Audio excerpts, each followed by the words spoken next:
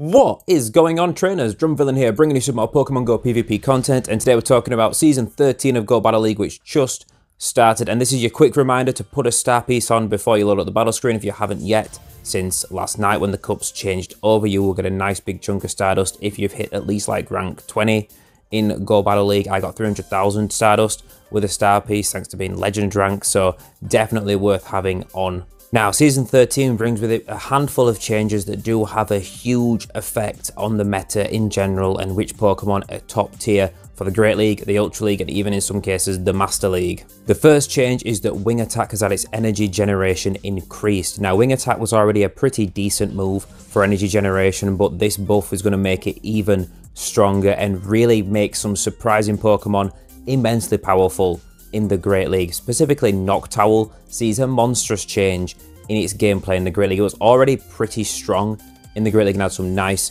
interesting play. I would say it was a meta pick already. It wasn't hard meta, but it was meta enough. And now it is absolutely top tier for the Great League. Noctowl can now beat Stunfisk, like Galarian Stunfisk. That is absolutely crazy, that with Shadow Ball and resisted Wing Attack, that you don't have to bait with Sky Attack, and you can beat a Stunfisk going straight Shadow Ball. That's absolutely mad that a flyer can do that. It also means that Pelipper, thanks to the slight energy generation, offsets the fact that the cost of Weather Ball was tweaked a couple of seasons ago, things like that. So Pelipper now beats Stunfisk straight out, head to head.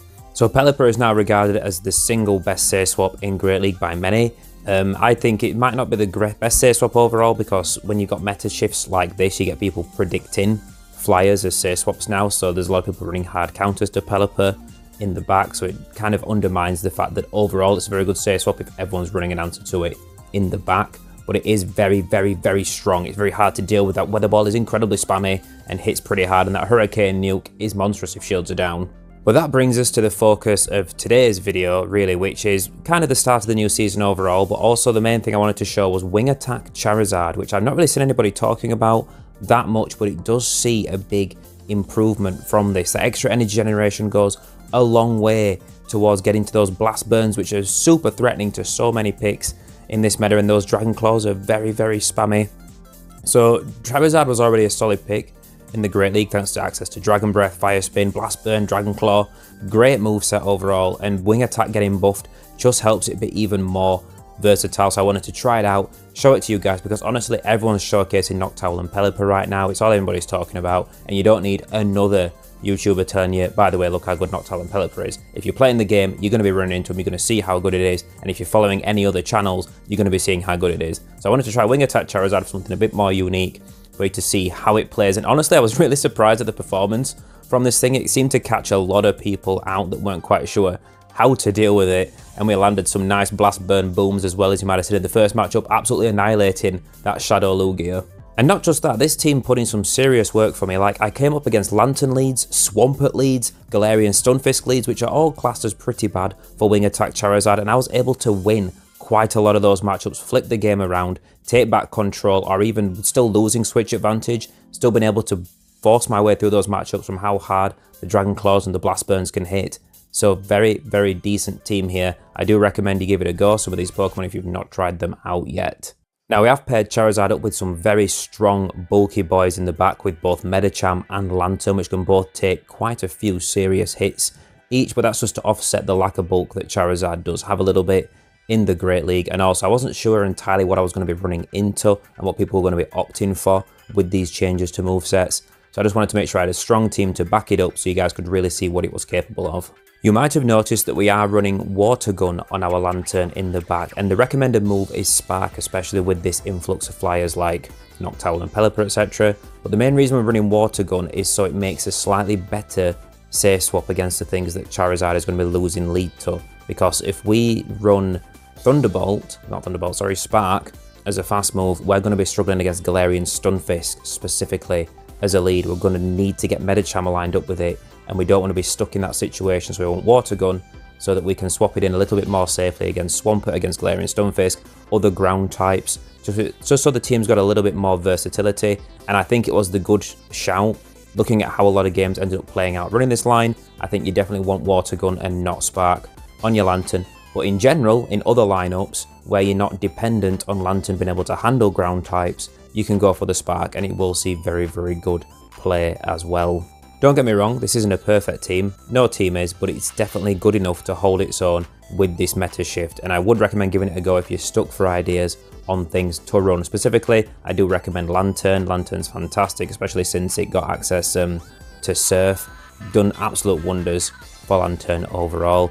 I do recommend Medicham, still building an Exceller. That is still a very, very safe bet for the Great League. It's still very, very strong, even with this massive influx of flyers, which you would imagine would absolutely shut down Medicham. But Medicham with the Ice Punch and the amazing fast move counter can really still put work in against so many of those flyers. Also, I should note that unless you have a legacy wing attack Charizard from a long time ago, you are going to need an elite fast TM to get wing attack on a Charizard. I happened to build a wing attack Charizard a few seasons ago, and I just never changed it away from wing attack because obviously I've already spent an elite fast TM on it, and realizing that I had it ready to go, I wanted to give it a go. Do I recommend you build one for the Great League? Maybe. It is very, very strong. Does call break a lot of teams that we're currently seeing, but also the other wing attack users are very, very strong themselves. It's not going to outperform them by any measure, but it does perform very nicely adjacent to them. Okay, so we've had a bit of a chat about wing attack, which has been buffed to be stronger now. The two other major move changes that have happened are nerfs. One to Poison Fang, which you'll know as Nidoqueen's spammy charge move, which drops defense. That has had its energy cost increased slightly, which means that Nidoqueen is going to be a bit less spammy. Those defense debuffs are going to add up a little bit slower, and this really must be a targeted nerf at Nidoqueen. There are a few other Pokemon that make use of Poison Fang, but Nidoqueen is the most standout choice out of them. It really is very, very strong, and it just brings it down a couple of notches. I do think Nidoqueen's still very, very strong, though you might see a big drop in usage of it because people get put off when a Pokemon gets specifically nerfed. They don't want to, they think it's just not worth using anymore, even though it still is strong. Similar thing happened to Warrain when Icicle Spear got slightly nerfed to help keep that thing under control. It's still a strong pick, but it's definitely a targeted nerf specifically for Nidoqueen. Like, Golbat gets affected slightly, but then also it gets a buff to its energy from wing attack. So Golbat doesn't really change all that much, except that it gets to Shadow Balls a little bit faster thanks to the extra energy generation. So a little bit better off overall, but Poison Fang nerf, kind of necessary because Nidoqueen was honestly out of control in the Great League, and the Ultra League was very, very dominant. It did need knocking down a peg or two, in my opinion at least anyway. Now before we talk about the last move change, I want to draw attention to this matchup. We got a Swampert on the lead. We're going to say swap Medicham, which is punished by a Wigglytuff. So far, this seems like an absolute instant loss, right? Swampert against Charizard, incredibly punishing. Wigglytuff against Medicham, incredibly punishing. But Medicham's a very, very strong safe swap. We're going to be able to get to an Ice Punch here. If they don't shield this, we get switch advantage, which they don't. That's absolutely huge for us. The Swampert's going to come in and is going to Mudshot us down, which sounds terrifying. And we're going to shield this up for the potential Earthquake, but most Swamperts run Sludge Wave in the Great League instead of Earthquake. It's still the recommended move, I believe, for Swamperts to run Sludge Wave instead of Earthquake. So Lantern doesn't have that much to worry about now. We know we don't have to shield because we can survive Sludge Wave very, very comfortably. We've got switch advantage, Lantern's lined up against that, and there's Trevenant in the back. We might be down a shield here, but Charizard can absolutely mincemeat a Trevenant given the chance. We're going to shield this up. Hopefully it's a Shadow Ball. Is it? It's not. It's a Seed Bomb, so we get baited, worst case scenario. We're still going to get to this Dragon Claw, force the last shield, and then Lantern has some energy stored up. We are going to be able to finish off this Trevenant with a Surf, and then it's whether or not Lantern can just finish off that Swampert, which does still have quite a bit of energy at its disposal. So we're going to put a little bit extra Water Gun damage in to get that little bit extra energy, just to help us get to that Surf a little bit faster, because we were a little bit worried that we weren't going to be able to fast move them down quite quick enough. We're going to get to a move, it's a Sludge Wave. We survive with 1 HP and a Dream. We're going to take out the Swampert and take the win in this game, which is crazy, right? We had literally a Swampert locked into our Charizard. We had Wigglytuff on our Medicham, and they had Trevenant in the back to deal with our Lantern, and we managed to win that game. That's absolutely crazy, and it is a misjudgment from the opponent to let us take switch advantage against the Wigglytuff, and it did save us in that game, but still a good showcase of what the team can do. Okay, so the third change to a move in this season is going to be a Charm damage nerf, which I know a lot of people have been praying for for a long time. Charm already saw 1 damage nerf quite early on in Go Battle League when it got dropped down from being 20 damage to 15, which is crazy when you consider that Charm used to be 20 damage as a fast move.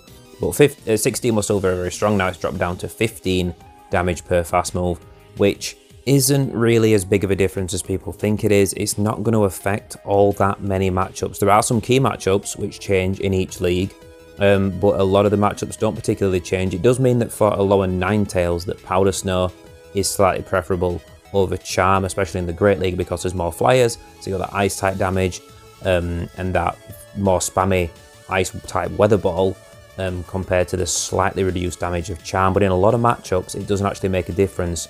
That fast move hits exactly the same on a lot of picks in a lot of matchups. So you're going to see some matchups slightly improve against the Charmer, and then you're going to see a lot of matchups where it makes 0 difference.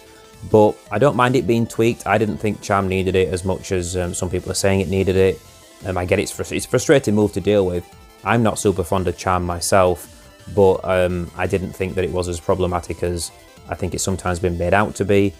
But also, you know, happy to see him keep mixing things up and trying to keep things interesting. And also it might have felt necessary along with the nerf to poison damage with Poison Fang getting a nerf as well. They might have thought they needed to make sure that Charm still felt a little bit balanced alongside nerfing Poison, and that they didn't end up misjudging it and having Charm be absolutely broken for a season.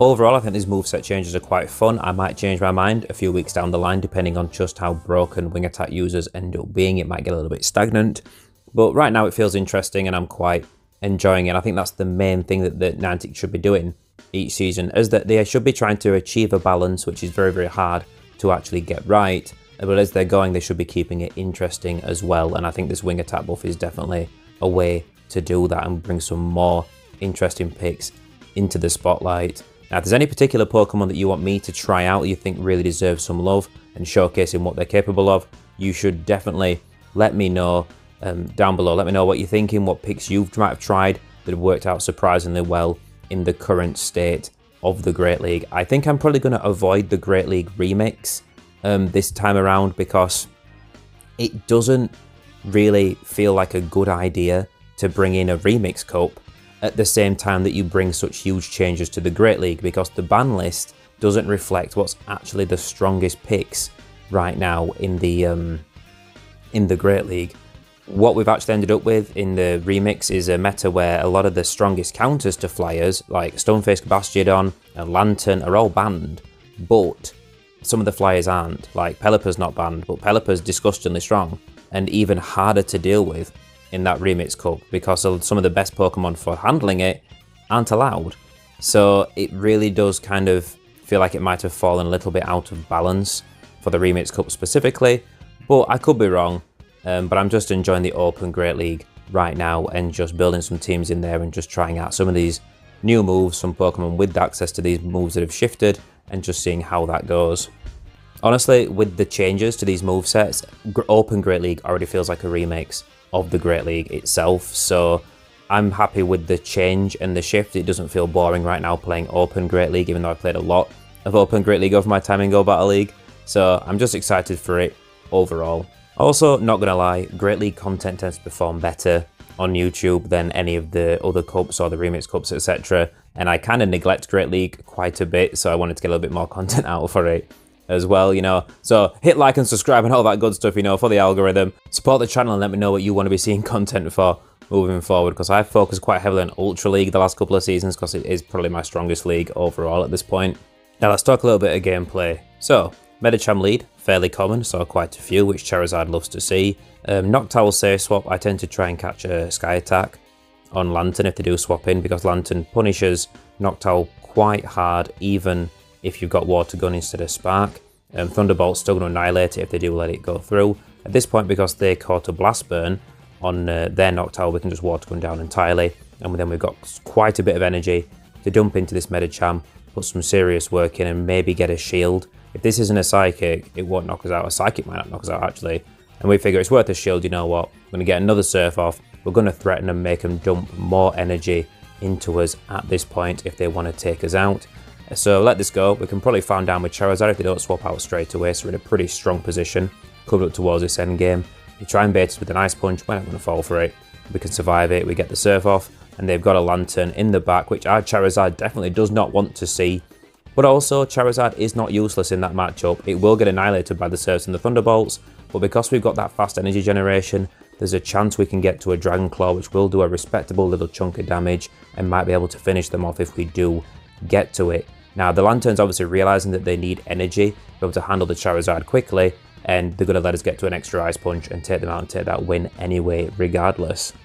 Right, now this matchup, if I remember rightly, is a very interesting game. Jellicent lead, you'd imagine, absolutely terrible for Charizard, surely because it's water type. Well, we're running Dragon Claw and Wing Attack, so it's not resisting our moves. It's not running Bubble, it's running Hex. So it's only really the Shadow Ball that's going to be super threatening from it. So we're going to build up a bunch of energy, take the attack debuff, and then swap out with all the energy stored into Lantern to see what the opponent's going to choose to do with that, because we know that really we kind of struggle with Jellicent. It is a core breaker for our team because both Medicham and Charizard are going to struggle there, but we know that to put the work in, we need Charizard to not be debuffed to start spamming those Dragon Claws in there.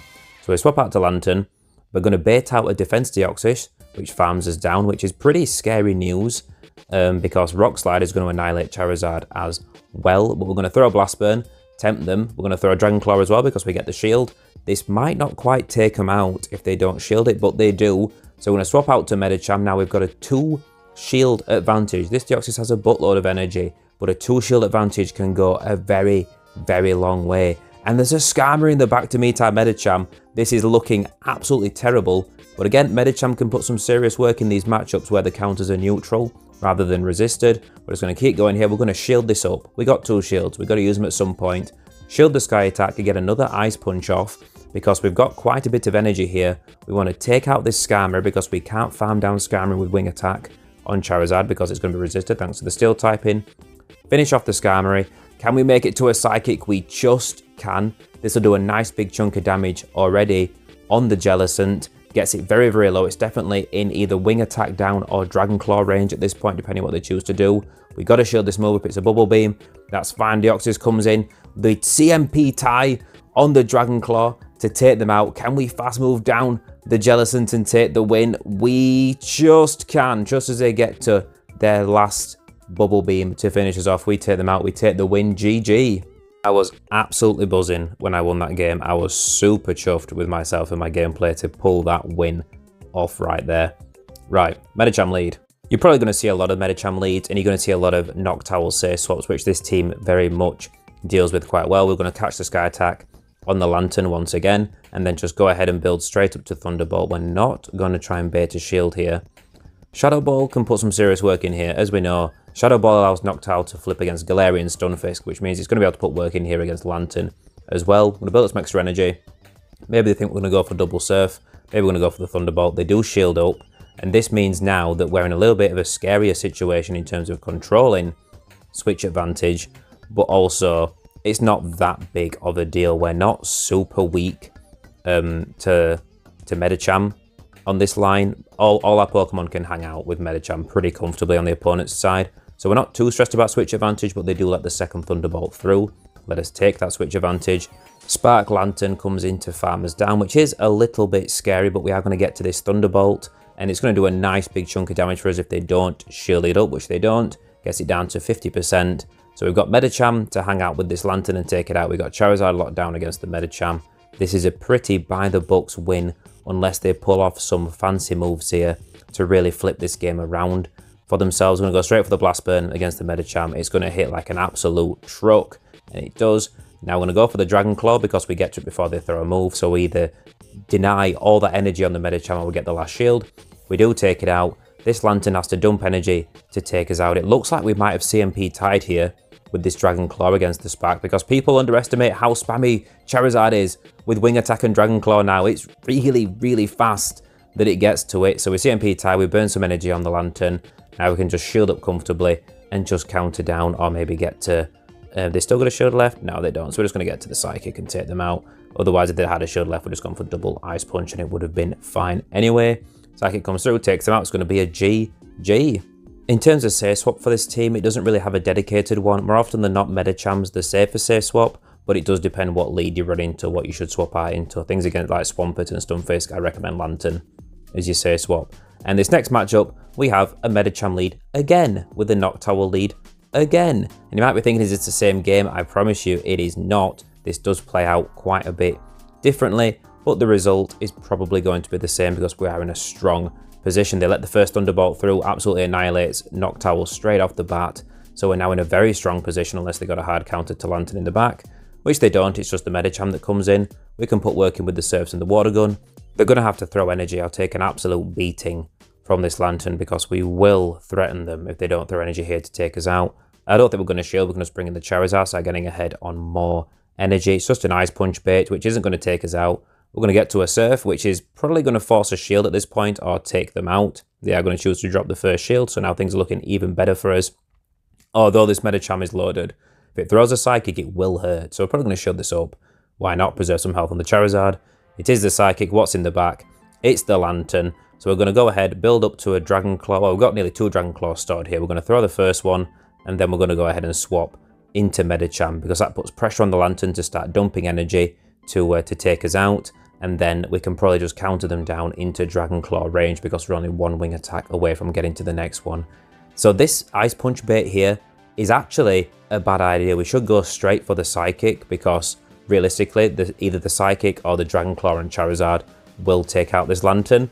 But we get the shield either way, so it pays off, I guess, but it's an unnecessary move and was a risky one at that because they could have comfortably no-shielded that Ice Punch if they'd have called it and would have been a bit of a scarier situation. Medicham comes in, only got a bit of HP left. We're going to be able to farm them down entirely. If this is an Ice Punch, it might not take us out. It doesn't. We counter them down, we take the win.